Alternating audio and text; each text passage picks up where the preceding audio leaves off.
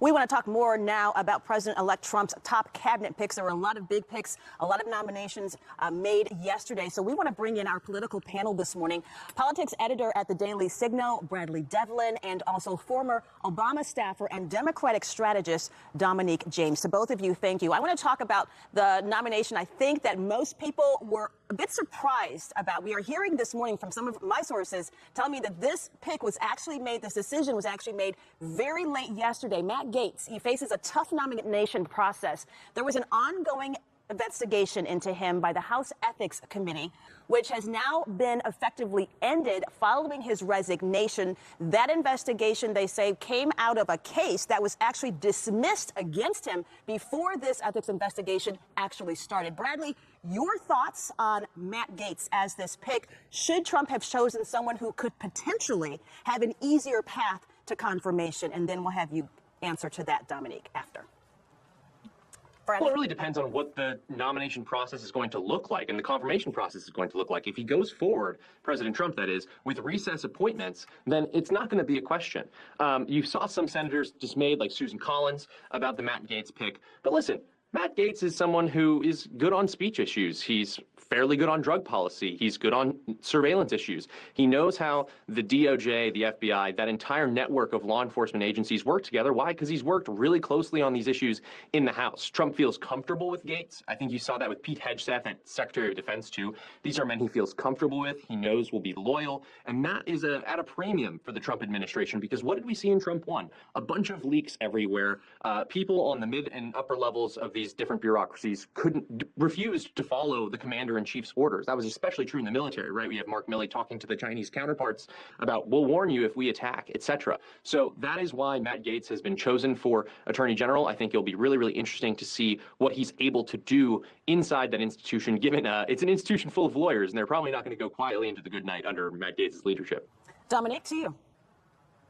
Well, I'm glad that you found the silver lining in the Matt Gaetz nomination. The fact is, and Franchon had it this absolutely accurate, this was a political nomination to save Matt Gaetz' career because of the very credible allegations of his sex trafficking, pedophilia. Multiple members of Congress are on record talking about what he did. So he had to resign, not only to face charges within Congress, but being nominated as Attorney General puts him in a position to really kill that case. And we do want to just point out that that case was actually dismissed. That criminal case was dismissed against him prior to this ethics investigation being opened in Congress. Joe. Now, Dominic, Trump's other surprise pick, a lot of people are talking about Fox News host Pete Hegseth as Secretary of Defense. He is a Princeton and Harvard grad, a decorated military leader, a combat veteran. He obviously loves America. He has a nice resume, but both sides are questioning this pick. What were your thoughts when you first heard about this decision? Well, the American people voted for Trump, and he's unpredictable. And I think his administration will be a mix of not only competence, but a little bit of chaos. And this is definitely on the pick. What I've heard from a lot of my colleagues in the industry, as well as a lot of reporting, that this was a very unexpected pick for Secretary of Defense, just given the lack of experience, frankly, to manage the Department of Defense is really troubling. Hegseth also has some very troubling comments that, women shouldn't serve in combat. I know multiple women soldiers who will give their lives for this country. There's also very bizarre things like he doesn't believe in germs and doesn't wash his hands. So this will be interesting to see if he's actually confirmed. And I would imagine that Trump is just trying to reward him, shake some things up for his loyalty. Brad? Yeah, I remember in 2017, Pete Hegseth was on the short list for Department of Veteran Affairs before Shulkin was picked. This is someone whose Trump has floated for the last 8 years as someone who could potentially serve in his cabinet. Listen, I think someone who has closer ties to the people who fight the wars for this country on the ground is something needed at the top. I mean, I saw Politico report, who the F is this guy? All the four-star generals are freaking out about Pete Hegseth. Well, good, because all these four-star generals haven't won a war. Let's remember, Lloyd Austin was appointed in the Biden administration, got sick, was basically in the hospital, and no one knew the otherwise. So this is an attempt to reclaim the federal bureaucracies, the federal government for the American people. Far too long, people have just been operating as if, well, we're kind of independent and insulated from public opinion, and things are just going to keep going on as status quo. I think Trump was elected as a Molotov cocktail into the system in 2016, less so in 2024, but he's still very, very focused on being a creative disruptor. And these appointments might be able to do just that. Let's give Pete Hegseth a chance. You know, let's talk about two more here. Trump tapped Senator Marco Rubio and Tulsi Gabbard as Secretary of State and then Director of National Intelligence for Tulsi Gabbard, respectively. So these staff picks are coming fast and furious. We know that. To each of you, what will these two nominations, what will need to be done by the two of them in order to be effective in their positions? We know that Marco Rubio is getting a lot of support on both sides of the aisle. Bipartisan support's coming his way. Bradley, to you first. Yeah, Dominique, let me know if you disagree with this. I think Marco Rubio has a chance to reclaim some of the power of diplomacy that's been forked over to the Defense Department over the last 40 years, especially during Bush II and Obama. And if he is able to reclaim that and start to conduct diplomacy specifically with our near abroad in Latin and South America, I think he could fundamentally change the way the United States interacts with the world as we know it, as it becomes increasingly multipolar, as China continues to be resurgent. Maybe he can be the one who triggers that shift to Asia that we've been promised. But under the under the Department of Defense controlling a lot of our foreign influence, we've been focused on where? Middle East, natural resources. Dominique? I actually agree. And with particularly Senator Rubio and Tulsi Gabbard, I think these are strong, smart picks. Senator Rubio, he has a history not only working serving on the Senate Foreign Affairs Committee, he's been actively warning about the threats in China.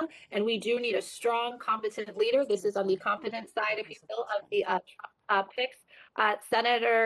Former Congresswoman Tulsi Gabbard, not only does she have the military experience, which I think is incredibly important, especially given a lot of the global affairs that we have going on, she also has the credibility, I would say, within the industry across both sides of the aisle, if you will, even though people might not admit it publicly, to serve these positions well. So these were two smart picks and balances out some of the more unpredictable or disruptor, as you said, picks that we've seen with the Trump administration.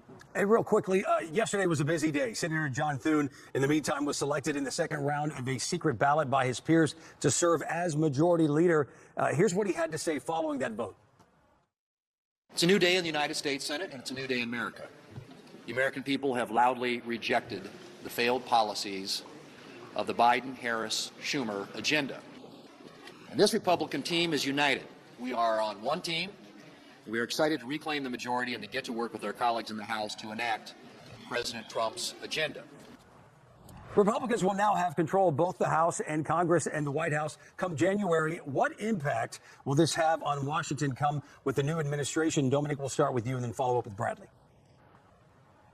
First, there will be a big cultural shift in D.C. Where I live, so that should be incredibly interesting. But what's most troubling, actually, to me, is a lot of the reforms that the Trump administration wants to push, slashing federal government jobs. These are civil servants, people who serve regardless of political party. That could actually, quite frankly, tank the economy. So it'll be a very uncertain time in Washington, D.C., especially if Trump and with the trifecta that his incoming administration will have move forward with a lot of their really aggressive government reforms.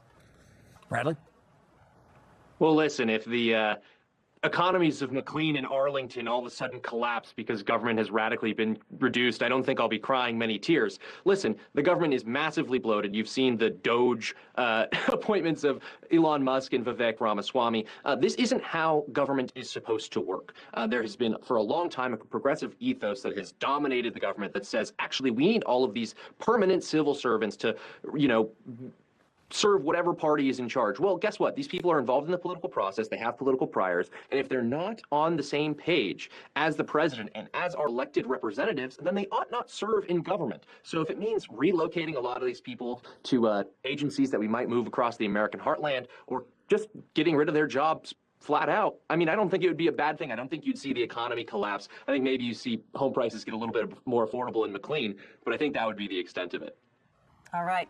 Bradley, Devlin, Dominic James, the voters have definitely voted based on what we saw in the election that they want change. So we will now keep watching and see how all this plays out. To both of you this morning, thank you for joining us.